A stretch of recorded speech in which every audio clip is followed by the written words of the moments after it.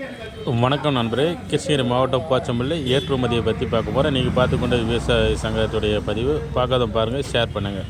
வந்து நம்ம வந்து ஒரு ஐஸ் ஒரு -40 டிகிரி செல்சியஸில் வந்து அதை உட்படுத்தி அதை வந்து -24 டிகிரி செல்சியஸில் கோல்டு ஸ்டோரேஜில் ஓகே குளிர்பதன கிடங்கில் வந்து சேமிச்சு அதை வந்து நம்ம கன்சியூமர் போகிற வரைக்கும் அதே டெம்பரேச்சர் வந்து மெயின்டைன் பண்ணுவோம்.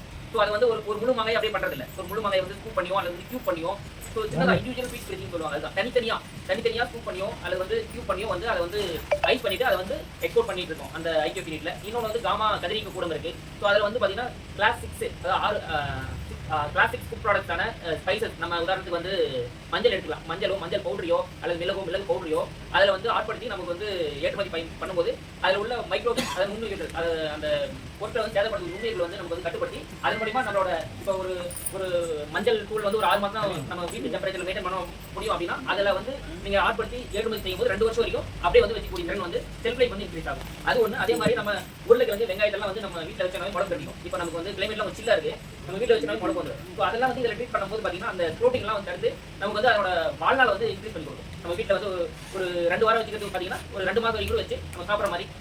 ஸோ அது வந்து இதில் பண்ணிட்டு இருக்கோம். அதே மாதிரி மாவு கூட இதில் பண்ணலாம். மாவில் வந்து உள்ள கொட்டைக்குள்ள பார்த்தீங்கன்னா நட்பீல்னு சொல்லுவாங்க. அது வந்து இதில் ட்ரீட் பண்ணும்போது கண்ட்ரோல் ஆகுது. ப்ளஸ் மாவோட செல்ஃப் லைஃப் இப்போ அறுத்ததுக்கப்புறம் நார்மலாக ஒரு 2 வாரம் வருது அப்படின்னா இதில் வந்து நீங்கள் ட்ரீட் பண்ணி ஏற்றுமதி செய்யும்போது 4 வாரம் வரைக்கும் கூட அதோட செல்ஃப் லைஃப் வந்து அப்படியே இருக்கக்கூடிய வாய்ப்பு வந்து இருக்குது. அதே மாதிரி அப்பிடா பேக்கோத் இருக்குது, சிப்பம் கட்டு மாதிரி. அதில் வந்து விஹெச்ன்னு சொல்லுவோம், வேப்பரி ட்ரீட்மெண்ட். அதாவது சூடான நீராவியை வந்து மாவு வந்து ட்ரீட் பண்ணி அதை வந்து ஏற்றுமதி செய்யறது. ஸோ இந்த யூனிட் வந்து இருக்குது. இதோட கெப்பாசிட்டி வந்து பார்த்தீங்கன்னா 4 மணி நேரத்துக்கு 2 டன் வந்து ப்ராசஸ் பண்ணலாம். இது வந்து ரொம்ப வாண்டடாக இருக்குது. யூரோப்பியன் கண்ட்ரிஸ், அந்த மாதிரி ஜப்பான், கொரியன் கண்ட்ரிஸ் ரொம்ப வாண்டடாக இருக்குது. ஸோ அதையும் வந்து சர்டிஃபிகேஷன் வாங்கியாச்சு. ஸோ அதை வந்து சென்ட்ரேட் நம்ம வந்து இப்போ நமக்கு பட மாவு ரகம் வந்து இங்கே வந்து சாகுபடி செய்யறோம் இல்லைங்களா. மெயினாக வந்து பெங்களூரா இருக்குது, நீளம் இருக்கும், மல்கோவா, அந்த செந்தூரா இருக்கு. இதெல்லாம் ஆஃபீஸ்லையும் பண்ணுறோம், மெயின் இதுலையும் வந்து பண்ணிட்டு இருக்கோம். ஸோ இதை வந்து நம்ம வந்து இவங்களோட டைப் பண்ண முடியுமா, இந்த முதன்மை பதப்படுத்தும் நிலையம் வந்து டைப் பண்ணி உங்களுக்கு வந்து இப்போ ஒரு பல்க் யூனிட் வந்து கொடுக்கும்போது ஒரு கிலோவுக்கு வந்து 10 to 15 வருஷம் அது ரேட் டிஃபரன்ஸ் ஆகும். இங்கே வந்து அதோட வந்து ஒரு ஃபிக்ஸ்ட் ரேட்டுக்கு வந்து கொடுக்க முடியுமா அப்படின்றதையும் நம்ம வந்து பார்த்துட்டு இருக்கோம். அதே மாதிரி காமா பொறுத்த வரைக்கும் அதுக்கும் லைசன்ஸ், வந்து பதப்படுத்துக்கு லைசன்ஸ் வாங்கினதுக்கப்புறம் இங்கே உள்ள விவசாயிகளோட பொருட்கள் வந்து உள்ள கொண்டு வரது என்ன நடவடிக்கை அதையும் நம்ம வந்து பார்த்துட்டு இருக்கோம். இதே மாதிரி கிருஷ்ணகிரியில் வந்து 10 முதன்மை பதப்படுத்தும் நிலையம் இருக்குது.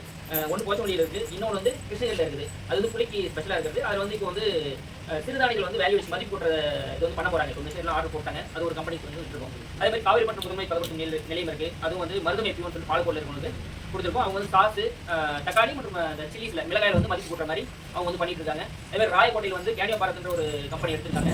அவங்க வந்து நம்ம மக்காச்சோளம் ரிலேட்டடாக ஸ்வீட் கார்ன் இருக்கு இல்லைங்களா, அதை வந்து டைட் பேக் பண்ணி எக்ஸ்போர்ட் பண்ணுற மாதிரி. ஸோ அந்த ஆக்டிவிட்டிஸ் அங்கே வந்து பண்ண போகிறாங்க. அதே மாதிரி குந்தாரப்பள்ளியில் பார்த்தீங்கன்னா நம்ம மாதுளை இருக்கு இல்லைங்களா, மாதுளை தோல் வந்து ட்ரை பண்ணி அதை வந்து கொடுத்துட்டு இருக்காங்க. அதே மாதிரி தட்டியானப்பள்ளி வந்து முந்திரி வந்து பதப்படுத்திருக்காங்க. அதாவது முழு முந்திரியாக வாங்கி அதை உடச்சி அங்கே அப்படியே சேல்ஸ் பண்ணுற மாதிரி. ஸோ அந்த மிஷினரிஸ்லாம் போட்டு அங்கே நல்லபடியாக பண்ணிட்டு இருக்காங்க. அங்கே யாராவது விவசாயிகள் போனால் கூட நீங்கள் வந்து ஆகக்கூடிய வாய்ப்பு வந்து இருக்குது.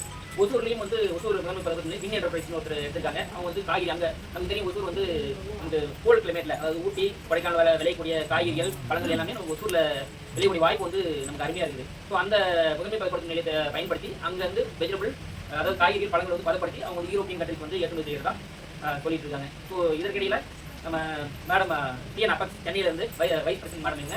ஸோ இவங்க வந்து வந்துருக்காங்க. இவங்க என்ன நமக்கு வந்து இவங்களால என்ன பெனிஃபிட் அல்லது வந்து நம்ம என்ன தெரிஞ்சிக்க முடியும் அப்படின்னு பார்த்தீங்கன்னா, இங்கே மாவு வந்து இருக்குது. அதே மாதிரி தென்னை வந்து அதிக அளவில் நம்ம சாகுபடி செஞ்சுட்டு வரோம். ஸோ இதில் வந்து மதிப்பு கூட்டுறதோ அல்லது ஏற்றுமதி தொடர்பான சந்தேகங்கள், இல்லை வந்து இதில் உள்ள சந்தைப்படுத்தல் உள்ள பிரச்சனைகள், இதெல்லாம் வந்து மேடம் கிட்ட வந்து நம்ம டிஸ்கஸ் பண்ணலாம். அவங்களும் அதை பற்றி மேடம் வந்து விரிவாக சொல்லுவாங்க. என்னுடைய பணிவான வணக்கத்தை தெரிவித்துக் கொள்கிறேன். இந்த மேடையில் அமர்ந்திருக்கும் டிபார்ட்மெண்ட் சார்ந்த ஏடிஎச் அவர்களையும் எக்ஸ்போர்ட்டரையும் வருக என கூட்டத்திற்கு வரவேற்கிறேன். இந்த கூட்டத்தோட முக்கிய நோக்கம் என்னன்னு பார்த்தீங்கன்னா, நான் எல்லாருக்கும் தெளிவாக கேட்குதுங்களா நான் பேசுறது? இந்த கூட்டத்தோட முக்கிய நோக்கம் என்னன்னா, போச்சம்பள்ளியிலே தான் முதல்ல வந்து நம்மளோட அக்ரி மார்க்கெட்டிங்லேருந்து காமா இரிடியேஷன் யூனிட் அப்படிங்கிற தமிழ்நாட்டிலேயே இந்த இடத்துல தான் வந்து இந்த இரிடியேஷன் யூனிட் போட்டிருக்கோம். இப்போ பார்த்தீங்கன்னா எல்லாருமே நினைக்கலாம், இந்த இரிடியேஷன் யூனிட்னால நம்மளுக்கு என்ன, இங்கே இருக்கிற விவசாயிகளுக்கு என்ன பலன் இருக்குது? ஏன்னா எக்ஸ்போர்ட்டர், நம்ம மேடையில் அமர்ந்திருக்கிற எக்ஸ்போர்ட்டர்ஸ்க்கு இரிடியேஷன் பற்றி நல்லா தெரியும்.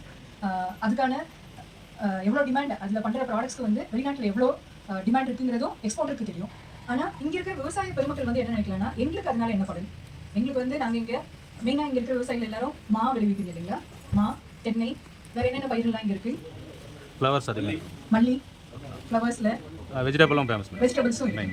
ஆனால் மெயினாக நம்மளோட இப்போ இது எங்களுக்கு மாவட்டமே வந்து தர்மபுரியா கிருஷ்ணகிரியாங்கிற ஒரு, இங்க இருக்கிற விவசாயிகள் எல்லாருமே தர்மபுரி கிருஷ்ணகிரி ரெண்டையுமே சேர்ந்தவங்களா இருப்பீங்களா? இல்ல எல்லாருமே கிருஷ்ணகிரி மட்டும்தான்? ஓகே. ஸோ நம்ம பக்கத்தில் இருக்கிற மாவட்டம் தர்மபுரியாகவும் இருக்குது. அப்போ பார்டரில் இருக்கீங்க. எங்களோட நிறுவனம் பார்த்தீங்கன்னா Tamil Nadu food processing and agri export promotion corporation. அதாவது நம்ம இது வரைக்கும் நீங்கள் வேளாண் துறை கேள்விப்பட்டிருப்பீங்க, தோட்டக்கலை துறை கேள்விப்பட்டிருப்பீங்க, விவசாய பொறியியல் துறையும் கேள்விப்பட்டிருப்பீங்க. இதுதான் முதல்ல பதன்படுத்துதல் மற்றும் ஏற்றுமதி மேம்பாட்டு நிறுவனம் அப்படிங்கிறது வந்து MSME அப்படின்னு ஒரு சிறு குறு தொழில் நிறுவனம் அப்படின்னு இருக்கு இல்லைங்களா, அதுக்கு கீழே தான் நாங்கள் இருக்கோம். அப்போ எங்களோட நோக்கம் என்னன்னா விவசாயிகளை வந்து ஒரு நிறுவனதாரர்களாக ஆக்குவது. இப்போ இங்கே FPOs இருப்பீங்கன்னு நினைக்கிறேன் இல்லைங்களா, FPOஸும் இருக்கிறீங்க. அப்போ இப்போ FPOங்கிற கான்செப்ட் வரும்போதே நம்ம எல்லாரும் என்ன பண்ணிட்டோம்னா விவசாயிகளை வந்து ஒரு நிறுவனமா மாற்றிட்டோம். ஒரு FPOல ஒரு 1000 விவசாயிகள் இருக்கிறாங்கன்னா அவங்க 1000 பங்குதாரர்களா இருக்கிறாங்க. அது வந்து ஒரு நிறுவனம் ஆயிடுச்சு. அப்போ இப்போ வந்து நீங்க என்ன ஆயிருக்கீங்கன்னா ஒரு விவசாயத்துல இருந்து ஒரு நிறுவனம் ஆயிருக்கீங்க. இந்த நிறுவனத்தை வந்து எப்படி வந்து இப்போ எக்ஸ்போர்ட்டர்ஸும் இங்கே உட்காந்துருக்காங்க. அவங்க எக்ஸ்போர்ட்டர்ஸும் இவ்வளோ நாள் அவங்க ஏற்றுமதி பண்ணிட்டு இருக்கும்போது என்னென்னலாம் பிரச்சனை இருக்குன்னு அவங்களுக்கு தெரிஞ்சிருக்கும். ஏன்னா இது வந்து நம்ம அக்ரி எக்ஸ்போர்ட்ங்கிறது ஒரு பனியன் எக்ஸ்போர்ட் மாதிரியோ இல்லை ஒரு மிஷினரி. நம்மளோட ரா மெட்டீரியல் எல்லாமே விவசாய நிலத்துல இருந்து விவசாயிகளால உற்பத்தி செய்யப்படுறது தான் நம்மளோட ரா மெட்டீரியல். அப்போ எக்ஸ்போர்ட்டர்ஸ்க்கு நல்லா தெரிஞ்சிருக்கும்.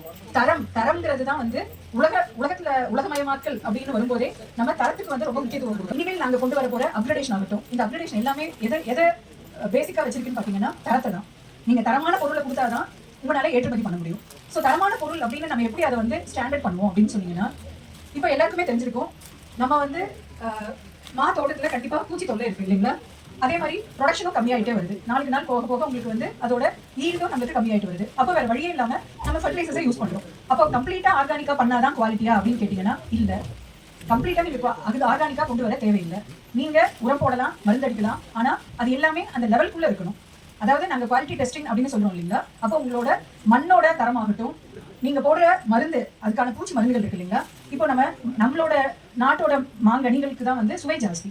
இப்போ நீங்க US மார்க்கெட்ல எடுத்துக்கிட்டீங்கன்னா பக்கத்துலயே ஒரு நாடு இருக்கு மெக்சிகோன்னு, அங்கேயே அவங்க இப்போ மா வந்து எல்லா சீசன்லயுமே கிடைக்குது. நம்மளுக்கு வந்து ஒரு சீசன் தான் இங்க கிடைக்கும்னா அங்க US மார்க்கெட் தான் பெரிய மார்க்கெட். நம்மளோட இம்போர்ட்டர்ஸ் பாத்தீங்கன்னா US தான். இப்போதைக்கு நம்ம எங்கே அனுப்பிச்சிட்டு இருக்கோம்னா துபாய் இந்த மாதிரி கல்ஃப் கண்ட்ரீஸ்க்கு அனுப்பிச்சிட்டு இருக்கோம். அங்க ஓரளவுக்கு நம்ம ஸ்டாண்டர்ட்ஸ் அவங்க வந்து ஸ்டாண்டர்ட் செட் பண்ணியிருந்தாலுமே இப்போ யூரோப்பியன் மார்க்கெட் மாதிரியும் அமெரிக்கன் மார்க்கெட் அந்த நாட்டுக்கு ஏற்றுமதி பண்றதுக்கு நம்மளால ஓரளவுக்கு முடியுது. எதனால நம்மளால வந்து ஒரு யூரோப்பியன் மார்க்கெட்டோ அங்க பாத்தீங்கன்னா நம்மளுக்கு டாலர்ஸ்ல தான் ரேட் ஃபிக்ஸ் பண்றாங்க. அதே மாதிரி அங்க இருக்கிற மக்கள் வந்து அதோட தரம் வந்து எவ்வளோங்கிறத அவங்க நிர்ணயம் அவங்க தான் பண்றாங்க, நம்ம பண்றது கிடையாது. இன்டர்நேஷனல் ஸ்டாண்டர்ட்ஸ் நம்மளோட இந்தியன் ஸ்டாண்டர்ட்ஸை எந்த இன்டர்நேஷனல் கண்ட்ரீஸும் ஒத்துக்கிறது கிடையாது. எதனால பாத்தீங்கன்னா நம்ம அந்த அளவுக்கு வந்து தரத்தை நம்ம நிர்ணயம் பண்ணி அதை கொண்டு போய் நம்ம குளோபல் உலகளாவிய கன்சியூமர் கிட்ட கொண்டு போய் சேர்க்கல. முதல்ல நம்ம டொமஸ்டிக் மார்க்கெட்ல இங்க இந்தியாலேயே கொடுத்துருக்கோமான்னு கேட்டீங்கன்னாலும் அதுவும் கிடையாது. இப்போ நம்மளோட தமிழ்நாட்டோட மா பாத்தீங்கன்னா ஆந்திராலையும் குஜராத்லயும் மற்ற ஸ்டேட்லயும் வந்து ஜாஸ்தியா கல்டிவேட் பண்ண ஆரம்பிச்சிட்டாங்க. ஏன்னா இப்போ நீங்க ஒட்டு முறையில சாருக்கு தெரிஞ்சுக்கணும் ADHக்கு எவ்வளவு சீக்கிரமா நம்ம அதோட ஈல்டும் வர ஆரம்பிச்சிருது. அப்போ நம்மளுக்கு காம்படிஷனும் ஜாஸ்தி ஆயிடுச்சு. அப்போ நம்மளோட முக்கிய இந்த நேரத்துல நம்மளுக்கு வந்து இங்க நம்ம தமிழ்நாடு கவர்மெண்ட் வந்து உங்களுக்கு இவ்வளோ இன்ஃப்ராஸ்ட்ரக்சர் இங்க கிரியேட் பண்ணி கொடுத்துருக்காங்க. அதை எப்படி பயன்படுத்துறதுன்னா முதல்ல உங்களோட ஃபீல்டுல இருந்தே நீங்க வரணும். ஸோ நீங்க முதல்ல சர்டிஃபிகேட் வாங்கணும். எதுக்காக சர்டிஃபிகேட் வாங்கணும்? இது வந்து நாங்க உற்பத்தி பண்றது வந்து தரமான பொருள் அப்படிங்கிறதுக்கு ஒரு சர்டிஃபிகேட் வாங்கணும். அப்பதான் உங்களோட பொருளை எக்ஸ்போர்ட்டர்ஸ் வாங்க முடியும். நம்ம சொல்றோம் இல்லைங்களா அதுக்கு மார்க்கெட் இல்லைன்னு. எதனால மார்க்கெட் இல்லை? நம்மளோட உள்நாட்டில் இருக்கிற இண்டஸ்ட்ரீஸும் சரி. இப்போ நீங்க பார்த்துருப்பீங்க இந்த மாவை வந்து பதப்படுத்தி நம்ம கூழாக்குறோம் இல்லைங்களா, பல்ப் ஆக்குறோம். அந்த பல்ப்பை வந்து இன்னும் கொஞ்சம் ட்ரை பண்ணோம்னா பல்போட ஷெல்ஃப் லைஃப் வந்து ஒரு 10 மாசம் 12 மாசம் இருக்குன்னு சொன்னா அதை வந்து இன்னும் நம்ம எவாப்ரேட் பண்ணி இன்னும் அதை பியூரின்னு சொல்லுவோம். அதை பியூரியா கன்வெர்ட் பண்ணோம்னா கிட்டத்தட்ட 1.5 வருஷம் வரைக்கும் அதை நம்ம கரெக்டாக வச்சுக்க முடியும். அதை வந்து வேற பொருள்களில் வந்து அவங்க இப்போ வெளியில இருக்கிற இண்டஸ்ட்ரீஸ், அதாவது அமெரிக்காவில் இருக்கிற ஃபுட் இண்டஸ்ட்ரீஸும் சரி, யூரோப்பியில் இருக்கிற ஃபுட் இண்டஸ்ட்ரீஸும், சிங்கப்பூர் மலேசியாவில் இருக்கிற இண்டஸ்ட்ரீஸ் எல்லாருமே என்ன கேட்குறாங்கன்னா இந்த பல்ப்பை வந்து இன்னும் நீங்க கெட்டிப்படுத்தி பியூரி அப்படிங்கிற ஒரு ஃபார்ம்ல கொடுக்க சொல்றாங்க. அந்த பியூரிக்கு ஒரு ஸ்டாண்டர்ட்ஸ் கொடுத்துருப்பாங்க. அது வந்து நாங்கள் ட்ரேசபிலிட்டி அப்படின்னு சொல்லுவோம். ட்ரேசபிலிட்டி அப்படின்னு சொன்னா என்ன அர்த்தம்னா இதோட சோர்ஸ் வந்து எங்கிருந்து வருது, இது வந்து மெக்சிகோல இருந்து வருதா இல்ல சிங்கப்பூர்ல இருந்து வருதா. இப்போ உங்களுக்கு எல்லாருக்குமே தெரிஞ்சிருக்கும் முந்திரி அப்படிங்கிறது நம்ம தமிழ்நாட்டோட பகுதி. ஆனா அது என்ன ஆயிடுச்சு, இப்போ நம்ம தமிழ்நாட்டுல முந்திரியே ரொம்ப கம்மியாயிடுச்சு. இப்போ ஆப்பிரிக்கால முந்திரியை விளைவிக்க ஆரம்பிச்சிட்டாங்க. ஆப்பிரிக்கால இருந்து நம்ம இம்போர்ட் பண்ணி, ஏன்னா அதை ப்ராசஸ் பண்றதுக்கு அவங்களுக்கு தெரியாது. விளைவிக்கிறதுக்கு தெரியும், ஒரு மரத்தை நட்டுட்டாங்கன்னா விளைவிச்சிருவாங்க. ஆனா அதை ப்ராசஸ் பண்ண முடியுமா அப்படின்னா அவங்களுக்கு அந்த ஆப்பிரிக்கன் கண்ட்ரீஸ்ல இருக்கிறவங்களுக்கு தெரியல. அதனால நம்ம என்ன பண்றோம்னா அங்கிருந்தே நம்ம இம்போர்ட் பண்ணி அதை ப்ராசஸ் பண்ணி நம்ம திருப்பி எக்ஸ்போர்ட் பண்றோம். அதே மாதிரி தான் இப்போ மாலியும் பண்ண வேண்டி வரும் நம்மளுக்கு. நம்ம வெளிநாட்டுல இருந்து பண்ண வேண்டாம், அடுத்த ஸ்டேட்ல இருந்து கூட நம்மளால இம்போர்ட் பண்ணி, அதாவது இப்போ ஆந்திரால இருந்தோ இல்ல எங்க எல்லாம் இது விளைவுதுன்னு பார்த்து. ஏன்னா நம்மளுக்கு த்ரூ தி இயர் வந்து நீங்க, அதாவது நம்ம இங்க மான்னு பார்த்தோம்னா இருக்கிறது வந்து மேக்ஸிமம் எத்தனை மாசத்துக்கு உங்களுக்கு மா இருக்கும்? 360 நாளும் உங்களுக்கு மா விளையுதுங்களா? எல்லாத்துக்குமே வந்து அக்ரி மார்க்கெட்டிங் போர்ட்ல உங்களுக்கு 50% இப்போ நாங்க சொல்றோம் இல்லைங்க, என்ன சொன்னாலும் சரி, முதல்ல வந்து நம்ம அபிடா சர்டிபிகேஷனும் இந்த நம்மளோட நிலத்துல இருக்கிற என்ன நீங்க பொருள் உற்பத்தி பண்ணாலும், நீங்க மாவா இருந்தாலும் சரி, தக்காளியா இருந்தாலும் சரி, ஒரு வெஜிடபிள்ஸா இருந்தாலும், ஸ்பைசஸ் நீங்க பண்ணாலும் சரி, எது பண்ணினீங்கனாலும் அதுக்கான சர்டிபிகேஷன் கண்டிப்பா வேணும். அதை பதிவு பண்றதுக்கான முன்னெடுப்பு நமக்கு நடக்கணும். ஏன்னா நம்ம நீங்க வாயிலே நம்மளும் சொல்லிட்டு இருக்கலாம், நாங்களும் வாயிலே சொல்லிட்டு போயிடலாம். ஆனா அந்த சர்டிபிகேஷன் ஒரு டாக்குமெண்ட் இருக்கு இல்லைங்களா, அதுதான் எக்ஸ்போர்ட்டர்ஸ்க்கு உங்ககிட்ட இருந்து பொருளை வாங்குறதுக்கான தேவை. சரிங்களா? அது முதல்ல கண்டிப்பா வேணும். அந்த சர்டிபிகேஷனுக்கு நீங்க எத்தனை பேர் ஏடிஹெச் கிட்ட இந்த மீட்டிங் முடிஞ்சதுக்கு அப்புறம் ரெஜிஸ்டர் பண்றீங்களோ அதை பொறுத்து தான் எஸ்பிஓ சர்டிபிகேஷன் வாங்கி வச்சிருக்காங்க. அதே மாதிரி நம்ம உற்பத்தி பண்ற பொருளுக்கும் அந்த சர்டிபிகேஷன் இருந்தா மட்டும்தான் அந்த பொருளை வந்து நம்மளால பதப்படுத்தி அதை வந்து அந்த லேபிள்ல போட முடியும். நான் சொன்னேன் இல்லைங்களா, சோர்சிங் சொல்லி, அது வந்து ரொம்ப முக்கியம். அதுக்கான செலவு பாத்தீங்கன்னா 50% வந்து உங்களுக்கு அக்ரி மார்க்கெட்டிங் போர்டும் அபிடாவும் கொடுக்குறாங்க. சரிங்களா? இப்போ இந்த மீட்டிங் முடிஞ்ச உடனே எத்தனை பேர் வந்து நம்ம ஏடிஹெச் கிட்ட நீங்க வந்து பேர் கொடுத்து இந்த சர்டிபிகேஷனுக்கு கொடுக்குறீங்களோ, சரிங்களா? சர்டிபிகேஷனுக்காக ஒரு 15,000 வந்து கவர்மெண்ட்ல வந்து மானியம் அக்ரி மார்க்கெட்டிங் கொடுக்குறாங்க. ஸோ நீங்க கன்சர்ன் உங்க உதவி வேளாண்மை அலுவலர் இருப்பாங்க. ஸோ அவங்களை கான்டாக்ட் பண்ணீங்க அப்படின்னா என்ன டாக்குமெண்ட்ஸ் கேட்பாங்க. ஸோ அந்த சர்டிபிகேஷன் ஐ போடுவாங்க, ஆர்சிஎஃப்சி சர்டிஃபிகேட் வாங்கணும். இந்த மாதிரி சர்டிபிகேஷன் ப்ராசஸ்க்காக 50% சப்சிடி வந்து உங்களுக்கு வந்து தராங்க சார். அது வந்து நீங்க விவசாயியா இருக்கலாம் அல்லது ஏற்றுமதி பண்ண போறவரா இருக்கலாம், அதை வந்து நீங்க வாங்கிக்கலாம் சார். நான் கட்ட முடியுமா?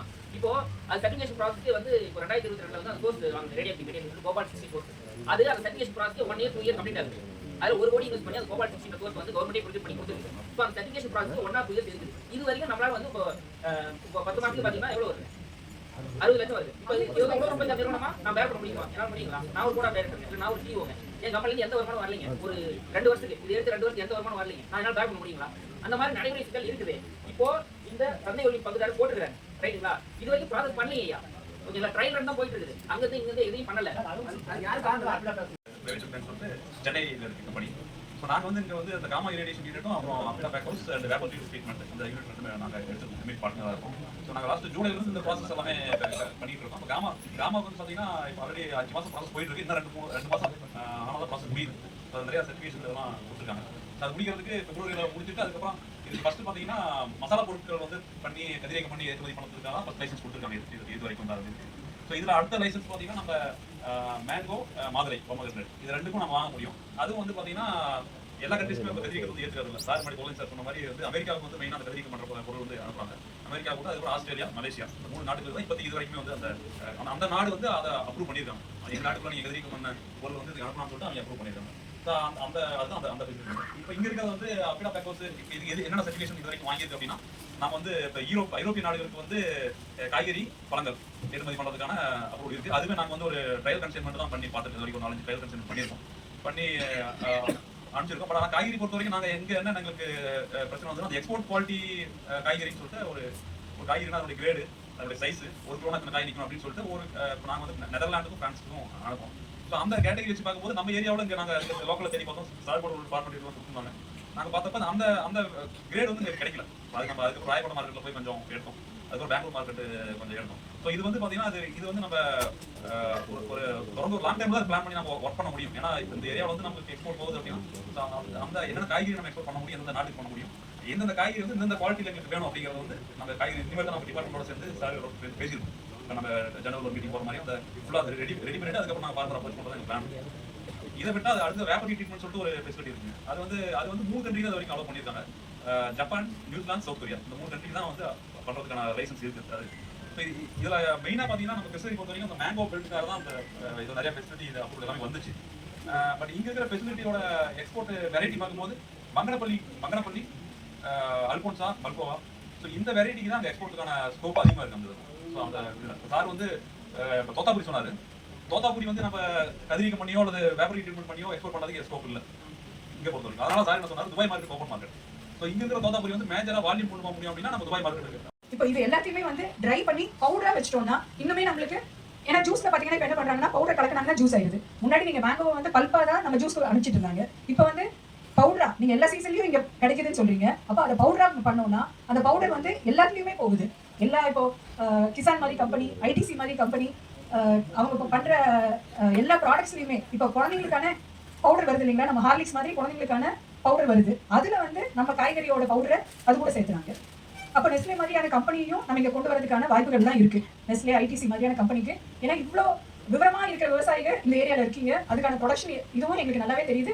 இங்க வேப்பர்டி ட்ரீட்மெண்ட்ல இருந்து காமா ரேடியேஷன் யூனிட்ல இருந்து எல்லாமே இருக்கிறனால, காமா ரேடியேஷன் யூனிட்ல இன்னொரு அட்வான்டேஜ் என்னன்னா, நீங்க ரெடி டு ஈட் ப்ராடக்ட்ஸ்னு சொல்றோம் இல்லைங்களா? இப்போ எப்படி சப்பாத்தி இப்போ டவுன்ல எல்லாம் பாத்தீங்கன்னா யாரும் நாங்க வீட்டுல தான் போய் பெண்கள் நாங்களாம் வேலைக்கு போயிட்டு வரணும், 8 மணிக்கு வந்து எங்களால உடனே போட முடியாது.